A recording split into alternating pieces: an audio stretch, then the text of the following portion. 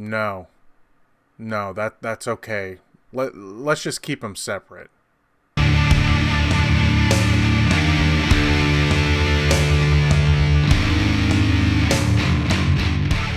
Hey everybody, what's going on? Welcome to an all-new Talkin Movies. As always, I am your host, the real Geno Reynolds, and today we're going to be talking about the Elton John fantasy biopic musical, Rocketman.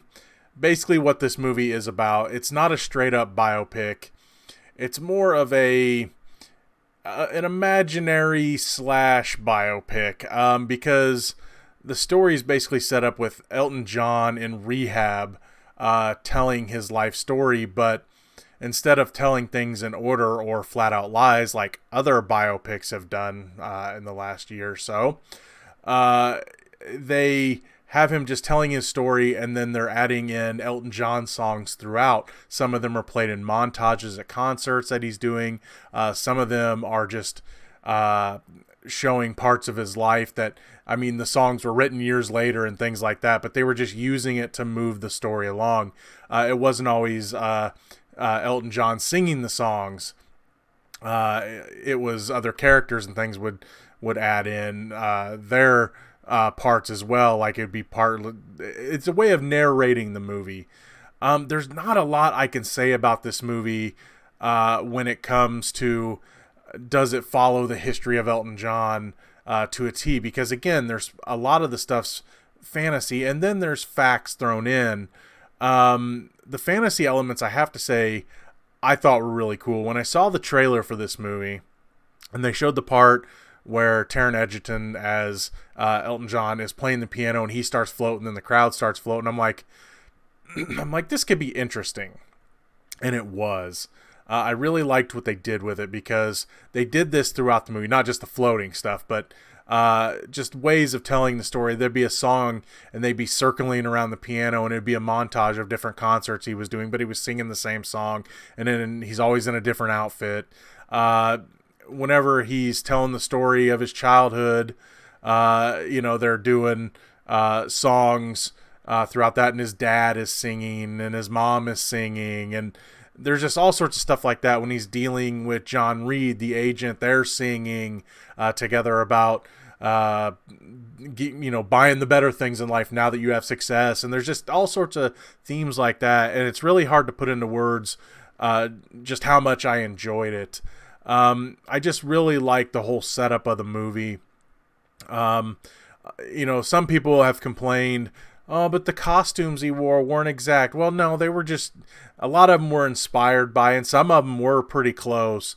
But they were just doing different things they thought Elton John would do. And I thought, honestly, that Taron Egerton pulled them off well. I mean, he has to wear some pretty ridiculous costumes in this, and he pulls it off perfectly. I mean, I totally bought in. There was times, I totally bought in that he was Elton John most of the time. I mean, there were times where you would look at the expressions on his face and things like that, and you would see Elton John, and I thought he did a really good job. But yeah, there's really not much more I can say about this movie, or want to say about this movie, because I just thought it was really good. I loved the friendship story between Elton John and Bernie Taupin. Bernie Taupin, played by Jamie Bell. Bernie would write the words, and Elton John wrote the music to the words. And apparently in real life, they didn't spend a lot of time in the same room.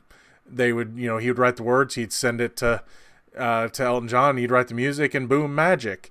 So I thought it was done really well, and I love their friendship. This movie covers the story that Elton's telling. It covers from childhood to when, like, right after he got out of rehab. They don't talk about pretty much anything that happened after rehab. They do have a thing at the end saying this is what Elton John has gone on to do since then, whether it be more success in music or finding the love of his life, and all those different things. Talking about how he's going on his farewell tour, and so they really just cover mainly the nightmare that was Elton John's life before, dealing with drugs and alcohol and struggling to deal with success and getting screwed over by his manager and things like that. Like I said, Taron Egerton's fantastic in this. I really like Jamie Bell in this. Richard Madden plays John Reed. And a fun little fact here. The director of this movie is Dexter Fletcher, who took over for Bryan Singer on Bohemian Rhapsody after Bryan Singer had his issues. Alleged issues. And so they were talking about actually having a scene in Rocketman where I think it was Elton John's in a restaurant and he looks over and he sees Freddie Mercury, once again played by Rami Malek, and they were just going to kind of like, nod at each other and that's it. But then they decided, well, we don't really want to share these universes. And let me just put it this way. Y'all know how I felt about Bohemian Rhapsody. No, I don't want them in the same universe. You just keep them separated. And besides, they do have a shared character, at least one that I know of, in John Reed. In Bohemian Rhapsody, he's played by Aidan Gillen. In Rocketman, he's played by Richard Madden. So even if these two movies don't connect, we can confirm that these two movies do connect to Game of Thrones. No, I'm kidding. I will say this. When it came to that character, this is not a knock to Aidan Gillen's performance. Him being John Reed in the movie, he did fine, but I was already turned off from that movie. I mean, he was menacing enough as the scumball manager. But when it came to Rocketman, Richard Madden's performance, he's really given a lot more to do. Plus, he's definitely more personalized to the story of Elton John. They were involved.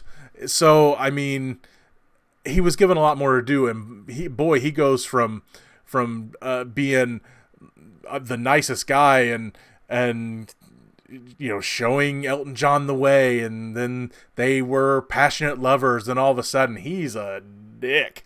So you definitely see the dark side come real quick, and then of course when you study the real story, you find out where Elton John had to take John Reed to court and everything for money issues, him using different the money he's not supposed to use. I don't remember all the details, but he wasn't using the right money, and it ended up being Elton John's money where he was supposed to be using the record company's money or something like that.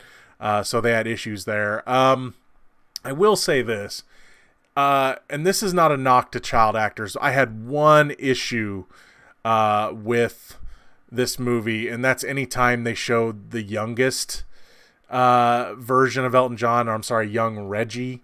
The acting was fine.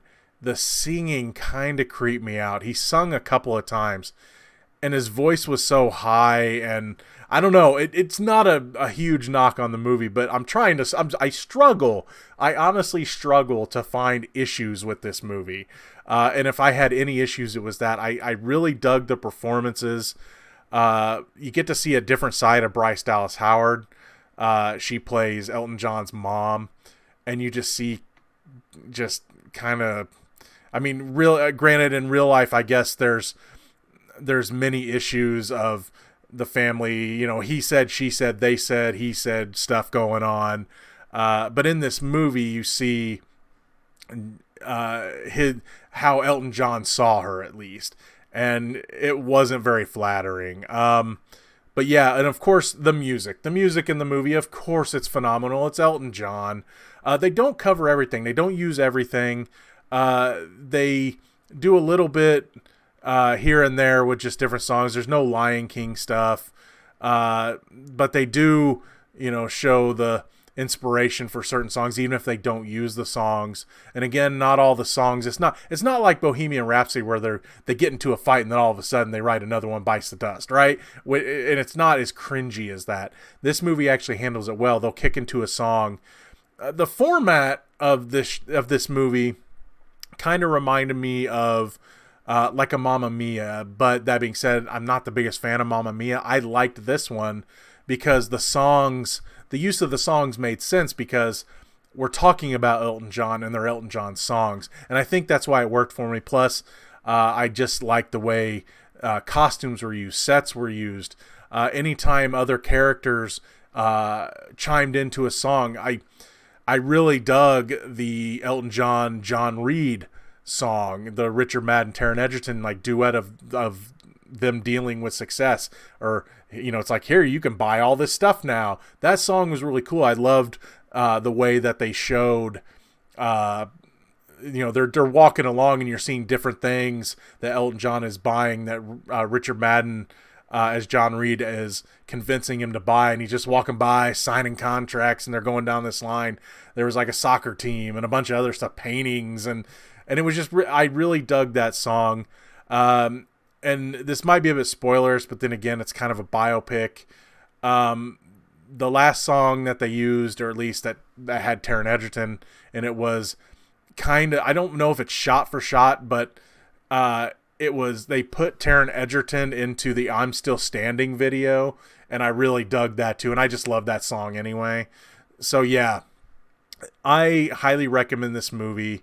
I know there's people out there that don't like that they're showing you're showing a little bit too much of this guy's life, and we don't need this, we don't need that. Some people said it should have been PG-13, and honestly, the movie, you could have got away with a PG-13, but I like that they kept it R because you could get into the dark side. You could show things. You could really get people invested in the life of Elton John. And I can't recommend this movie enough. I'm not going to name this movie my favorite of the year or anything, but it's going to be one of my favorites. Again, I dug the soundtrack because it's Elton John. I love the costumes. I love the choreography. I love the set pieces. I just love the way they told the story. So yeah, I cannot recommend this movie enough. That's going to be all for this edition of Talkin Movies. If you like what you've heard here, please subscribe to the Real Geno YouTube channel, like this video, and you have anything to say about Rocketman, please feel free to leave a comment in the section below. Till next time, I'm your host, the Real Geno, Geno Reynolds. See you later.